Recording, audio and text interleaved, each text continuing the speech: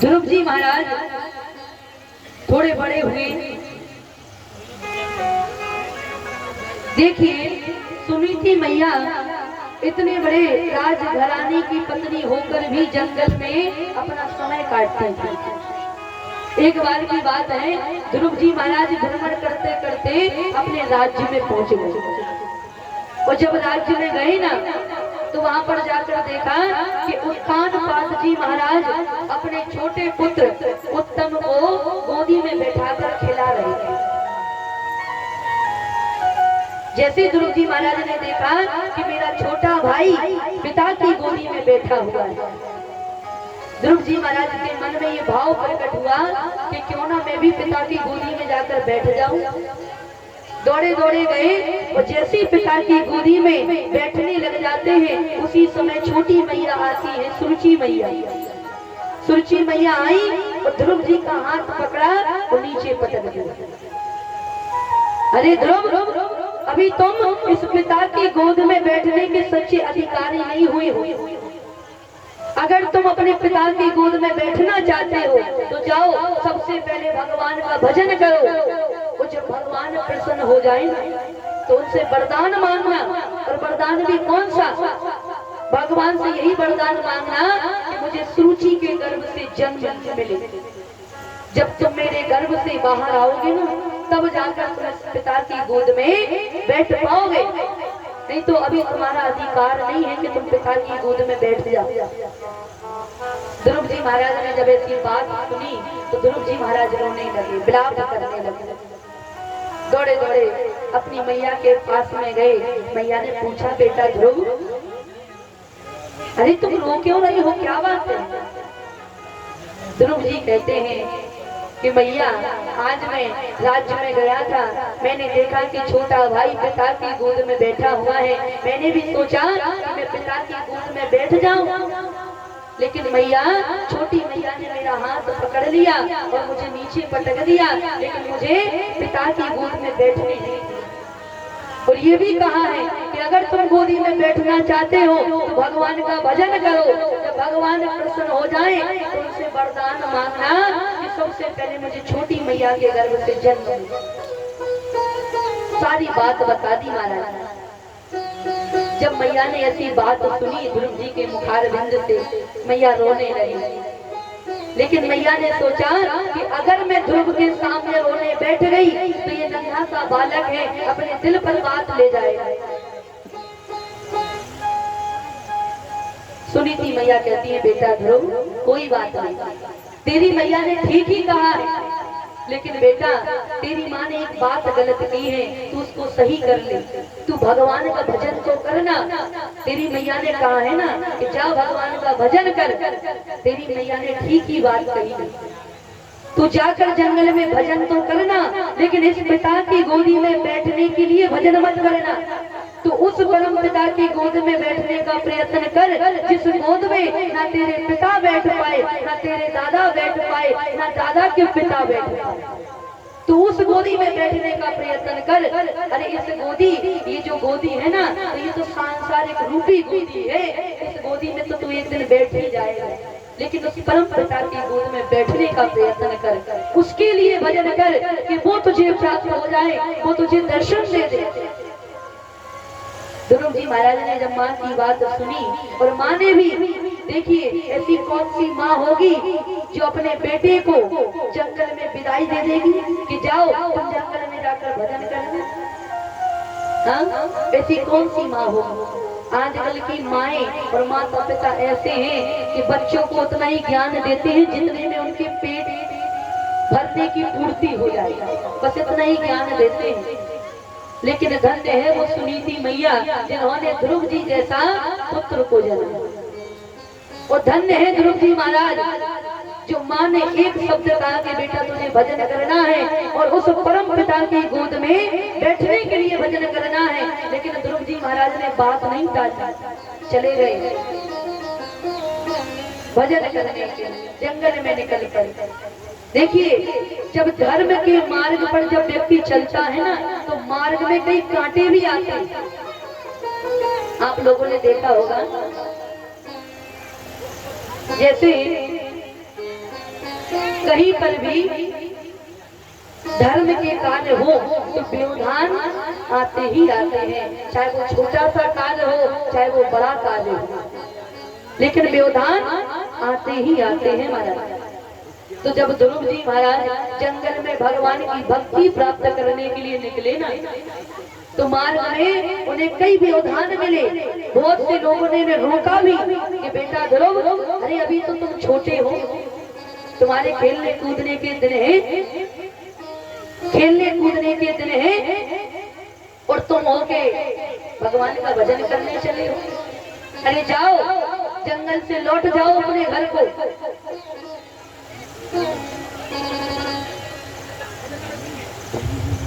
बोलिए बांके बिहारी लाल की जय।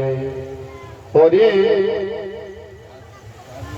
आज का प्रसाद जो है इनकी तरफ से, और 51 रुपए काशीराम के वन महरोली खोर इनकी तरफ से 51 रुपए, और ये कुछ पूज ब्यासी के लिए वस्त्रदान और आज का प्रसाद वितरण इनके लिए सभी भक्त एक बार जोरदार ताली बजाएं। बोलिए बांके बिहारी लाल की।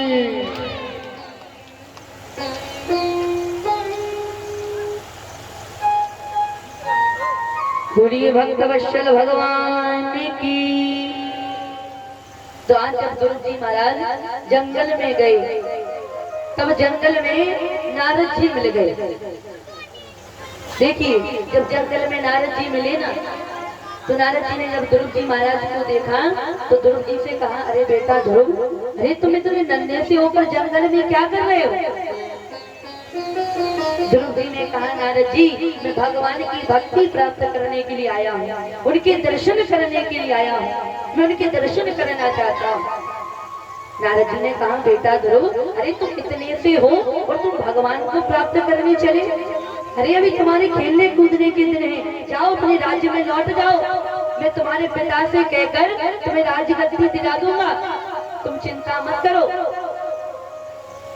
ध्रुव जी महाराज सोचने लगे, नारद जी से कहा, नारद जी एक बात बताइए, मैंने तो सुना है कि जिसको एक बार नारद के दर्शन हो जाए तो मान लो उसको भगवान के दर्शन हो गए, और आप होके हमें ऐसी बात बता रहे हो, जिस मैं कलयुग में से मैं जिस संसार को छोड़कर आज भगवान को प्राप्त करने चला हूँ, और आप मुझे पुनः उस संसार में लौटा रहे हो।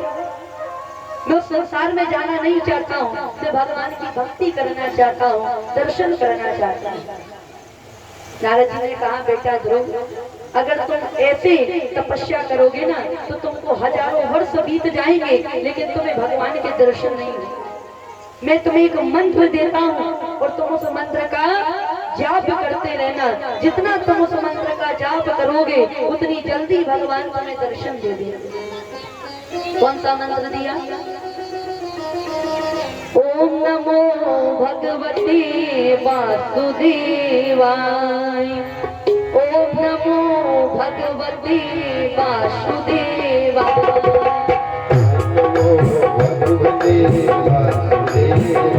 ये सभी को गाना है, ये जो मंत्र है ना, ये नारद जी ने ध्रुव जी महाराज को तो दिया है उनके कल्याण के लिए, दर्शन के लिए, लेकिन हम सभी को भी गुनगुनाना है।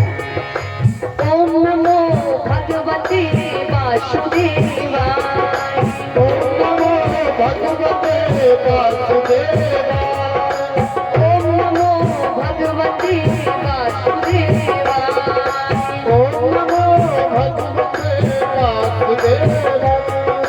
वासुदेवाय हरि नंदनाय, वासुदेवाय नमो नंदनाय, वासुदेवाय हरि नंदनाय, वासुदेवाय हरि नंदनाय।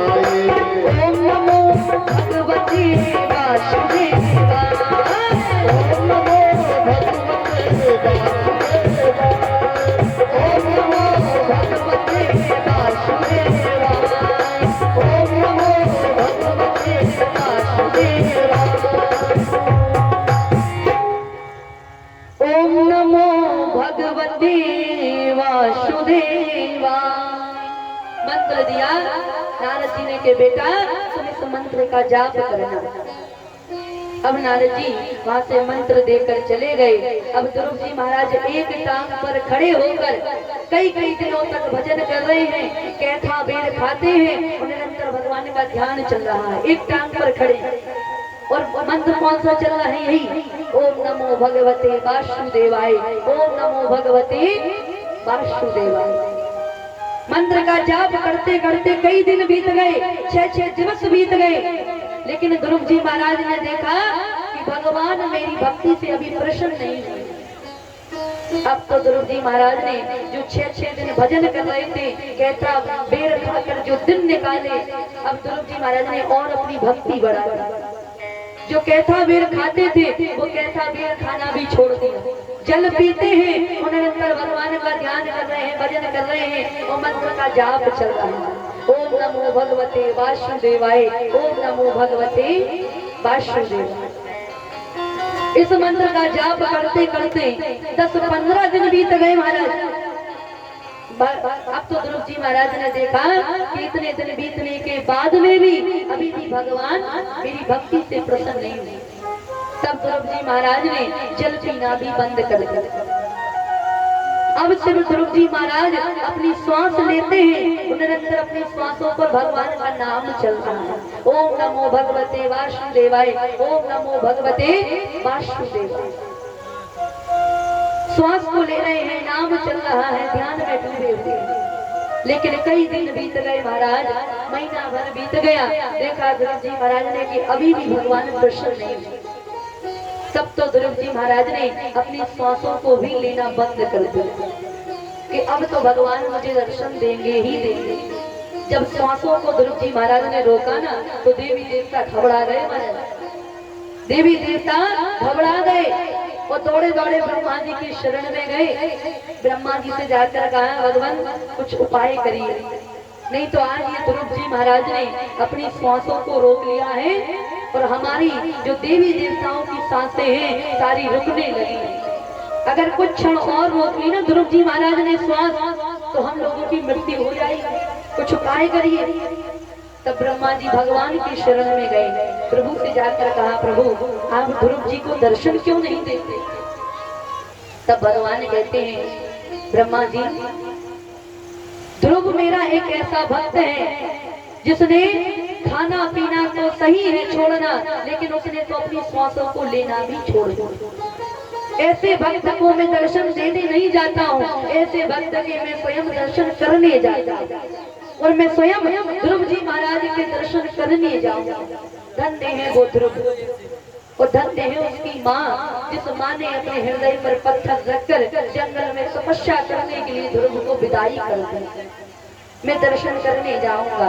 भगवान रथ पर सवार हुए और रथ पर सवार होकर पहुंचे ध्रुव जी महाराज के साथ। लेकिन ध्रुव जी महाराज का एक टांग पर खड़े हैं, मंत्र चल रहा है ओम नमो भगवते वासुदेवाय, ओम नमो भगवते वासुदेवाय। मंत्र का जाप कर रहे हैं और भगवान सामने खड़े हैं। लेकिन ध्रुव जी महाराज ने नेत्र नहीं खोले।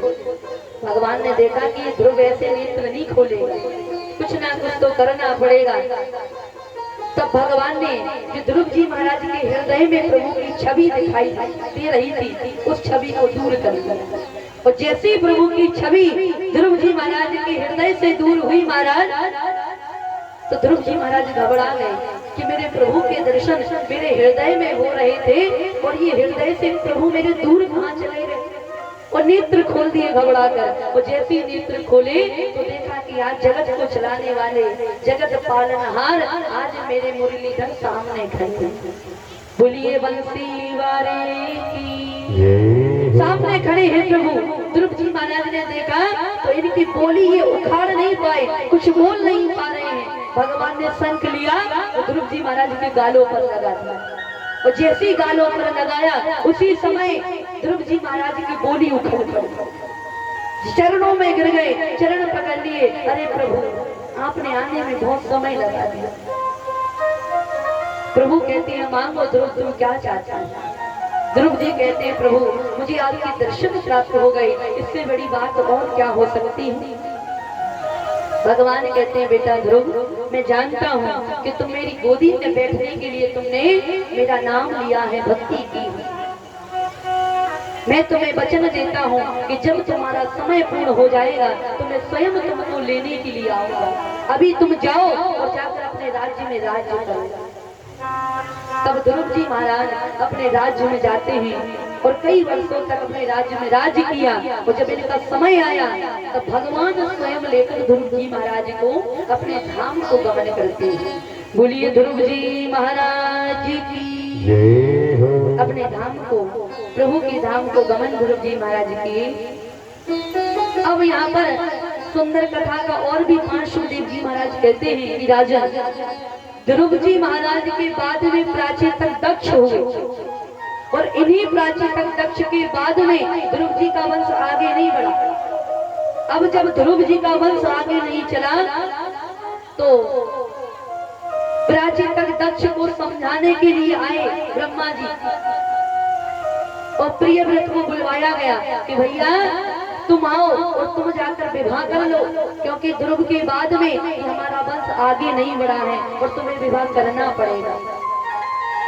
तब प्रियव्रत जी महाराज को बुलवाया गया, इनका विवाह किया।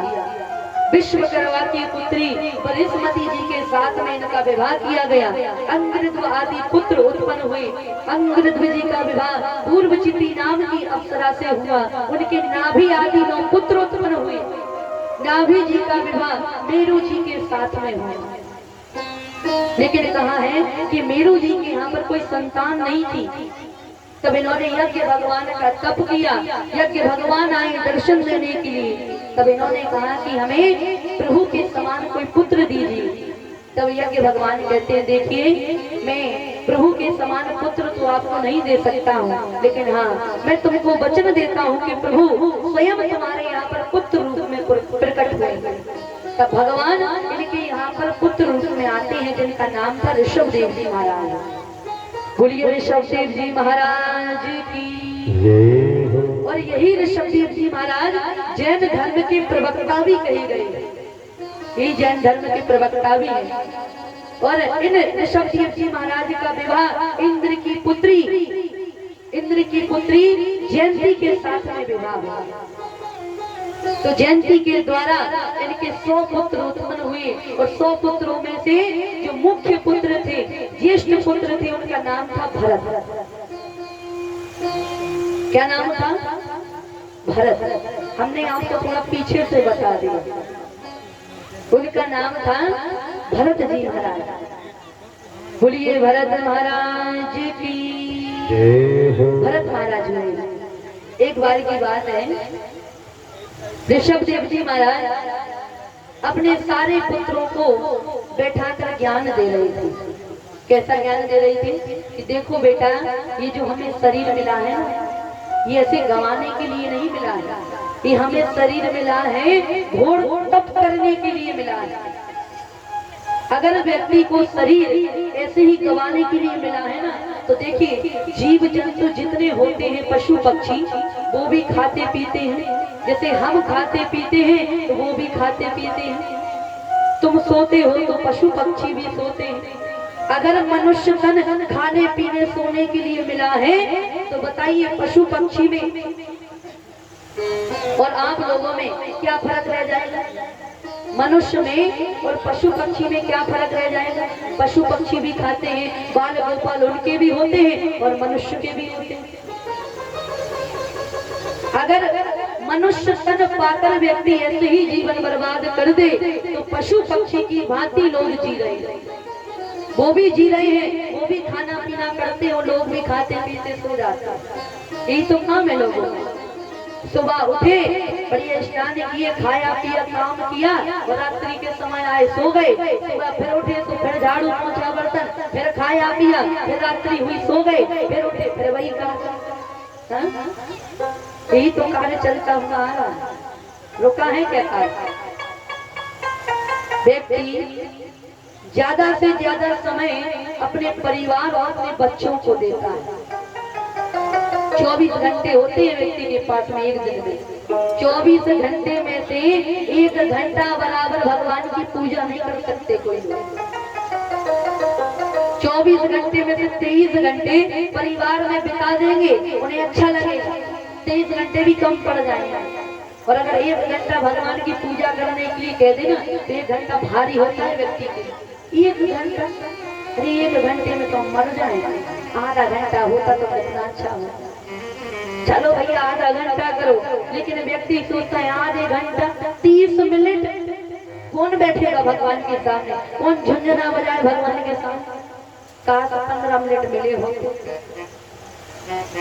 चलो कम से कम मन लगाकर पूजा 15 नहीं तुम 5 मिनट करो, लेकिन मन लगाकर पूजा करो।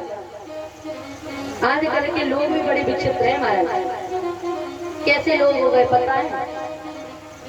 लोग सोचते हैं, जैसे कई लोग होते हैं मंगलवार के मंगलवार मंदिर जाते हैं, मंगलवार तो चले जाएंगे। लोगों ने क्या कर दिया है, हम तो और आपस में बटे ही बटे हैं, लेकिन लोगों ने भगवान को भी बांट दिया है। कैसे? जैसे मंगलवार है हनुमान जी महाराज का, सोमवार शिव जी का दिन है, तो शिव जी के दिन ही मंदिर जाएंगे शिव जी को जल चढ़ाने के, मंगलवार को नहीं जाएंगे। क्यों? क्योंकि शिव जी मिलेंगे ही नहीं, तो मंगल को थोड़ी शिव जी मिलने